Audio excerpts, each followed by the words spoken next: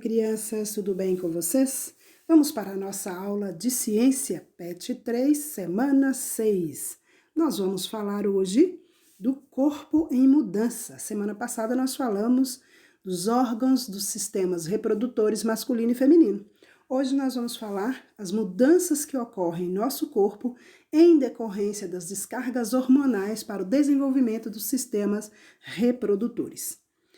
Bom, para início de conversa, nós vamos entender que a adolescência é um período de grandes transformações em nosso corpo. Tudo muda rapidamente e surgem dúvidas. Será que o seu corpo é diferente do corpo dos seus pais, dos seus avós, quando tinham a mesma idade que você tem hoje? A puberdade traz mudanças corporais que incluem crescimento rápido, novas formas do corpo, mudança na voz e no cheiro, a pele se torna mais oleosa e com isso surgem cravos e espinhas, o surgimento de pelos, principalmente na região genital e nas axilas. Durante essa fase, uma série de alterações ocorrem no corpo do indivíduo e o leva à maturação sexual e à capacidade de reprodução.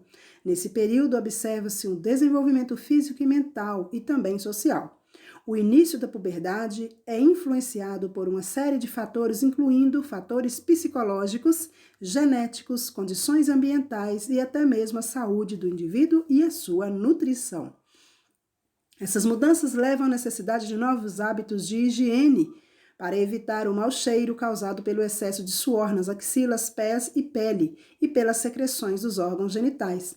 Alguns cuidados, como lavar bem as axilas, virilhas e genitais com água e sabão neutro e depois secar bem a pele aplicando desodorante sem cheiro nas axilas, são importantes para o bem-estar de todo adolescente. O rosto merece um cuidado muito especial para diminuir a oleosidade da pele, que leva ao surgimento de acne, que é a mesma coisa que espinhas.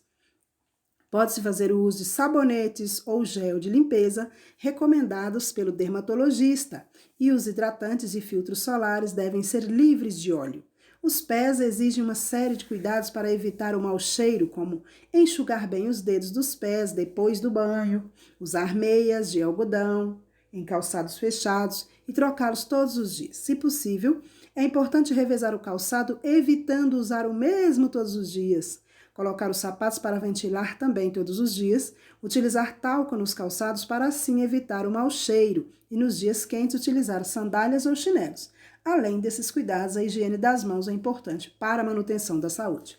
Aqui, gente, esse texto traz para a gente os cuidados que devemos ter, né, que vocês vão passar por essa transformação, alguns já estão iniciando esse processo de transformação do corpo, que é a passagem da vida infantil, da vida de criança, para a vida de adulto.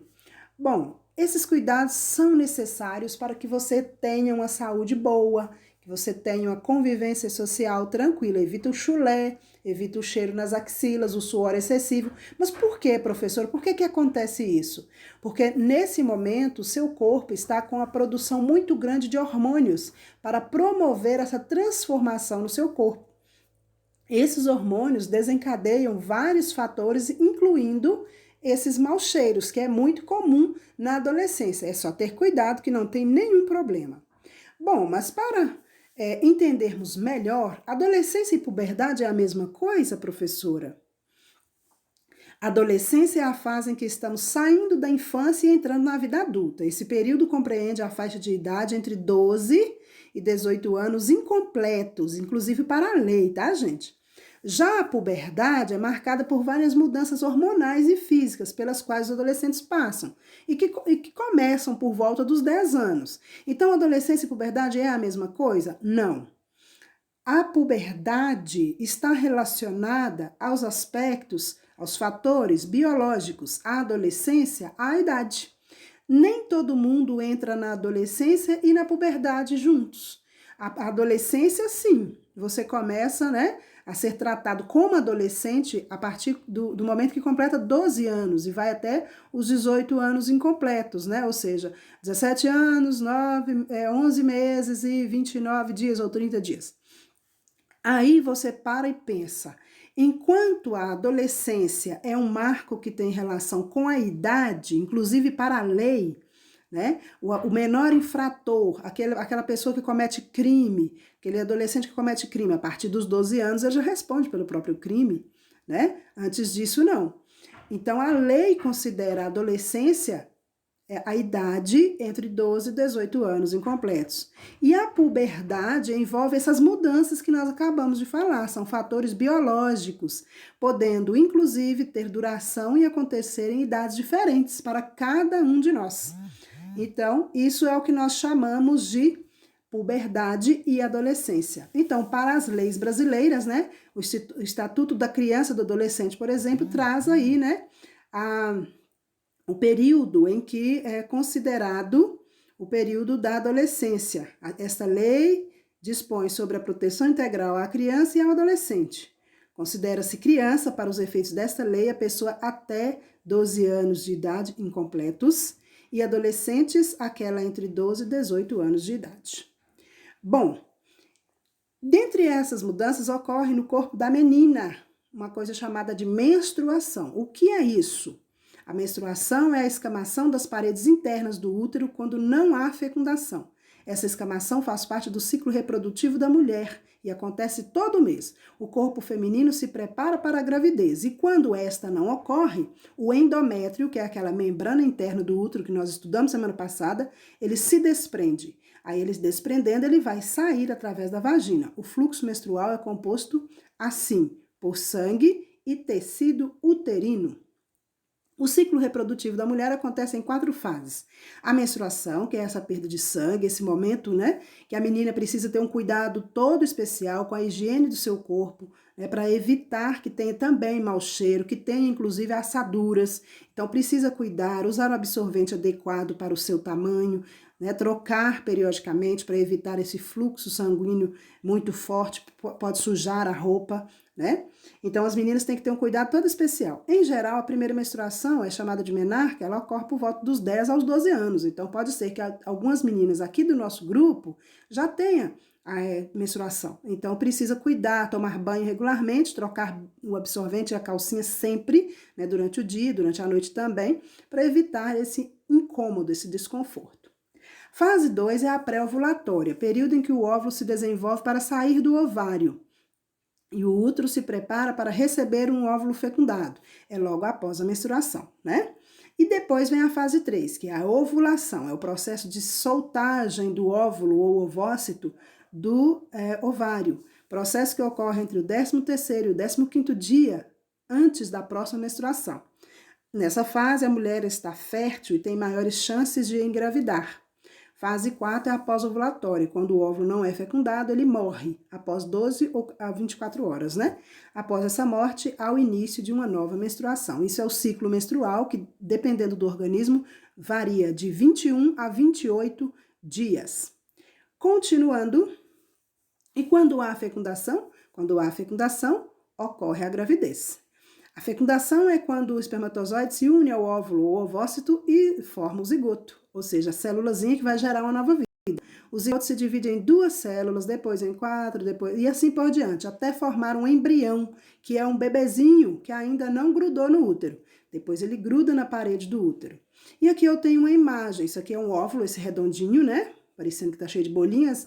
É um óvulo aumentado em milhares de vezes, e esses parecendo os girinozinhos são os espermatozoides. Apenas um deles vai penetrar o óvulo, os outros vão morrer. E esse que penetra o óvulo vai fecundá-lo. O que é fecundação? Esse momento aí é o momento em que o espermatozoide, que é a célula reprodutora masculina, está penetrando o óvulo, que é a célula reprodutora feminina. E aí ele vai fecundar o óvulo, aquele rabinho compridinho, né? Vai cair e ele vai formar, então, aí uma célula junto com o óvulo. É o primeiro momento da nossa formação. Todos nós já passamos por isso, tá? Todos nós já fomos um óvulo fecundado assim. E aí vai acontecer, né? Você pode observar pelo desenho, o óvulo saiu do ovário, foi fecundado, dividiu-se em 2 células, depois em 4, depois em 8, depois em 12 e assim por diante, até formar um bebezinho que implantou aí no endométrio. Então, isso é o óvulo fecundado dando a nova vida. Quando ele gruda na parede do útero, lá naquele endométrio que é colento, lembra? Que é um colágeno que gruda, que segura, aí ocorre efetivamente a gravidez. E aí, nós fomos assim também. A gravidez no início, né? Tá brotando aí perninha e bracinho. Somos nós quando nós estávamos na barriga da mamãe nos primeiros dias de fecundação no corpo da mamãe. E aí, nós vamos desenvolvendo. Óvulo fecundado, vai multiplicando célula, célula, célula, célula, até ficar esse bebê aí na hora de nascer. E onde que desenvolve? Dentro desse órgão que está sendo mostrado aí, que é o útero, né? A gravidez de gêmeos, quando é que ocorre? A gravidez de gêmeos pode ocorrer de duas maneiras. A possibilidade mais comum é também, né, aquela que ocorre a possibilidade da liberação de mais de um óvulo. A mulher libera um óvulo por ciclo, mas se ela liberar 2 e os 2 forem fecundados, ela vai ter gêmeos. Só que 2 óvulos e 2 espermatozoides vão formar gêmeos diferentes. Eles não vão ser do mesmo, podem não ser do mesmo sexo e podem ser diferentes nas características físicas. Então, nós chamamos de gêmeos bivitelinos. A mamãe produziu 2 óvulos, os 2 óvulos foram fecundados, cada bebê vai se desenvolver em uma bolsa, em uma placenta que o protege. Pode ser um menino e uma menina, pode ser um moreno e outro branquinho, né? Aqui, por exemplo, nós temos gêmeos, os 2 gêmeos aí, formados por óvulos diferentes e espermatozoides diferentes. O menino e a menina é morena, o menino não. Então, nós temos aí os gêmeos bivitelinos. Agora, existe outra maneira, que é o óvulo, apenas um, foi fecundado e ele vai dividir-se. E na hora da divisão, ele forma 2 embriões, ou seja, 2 bebezinhos. E essa divisão que formou 2 bebezinhos só pode ocorrer nascimento de gêmeos idênticos, ou seja, do mesmo sexo, com as mesmas características físicas. E aqui nós temos 2 gêmeos idênticos, né? Então, nós chamamos de gêmeos univitelinos, desenvolveram numa mesma bolsa, numa mesma proteção, de um mesmo óvulo e um mesmo espermatozoide. Bom, mas se a mamãe não quiser gravidez, a mamãe pode evitar, o papai também pode. Como é que faz? A mamãe pode tomar pílulas anticoncepcional? A pílula anticoncepcional é um comprimidinho que toma-se todos os dias no mesmo horário para evitar a gravidez.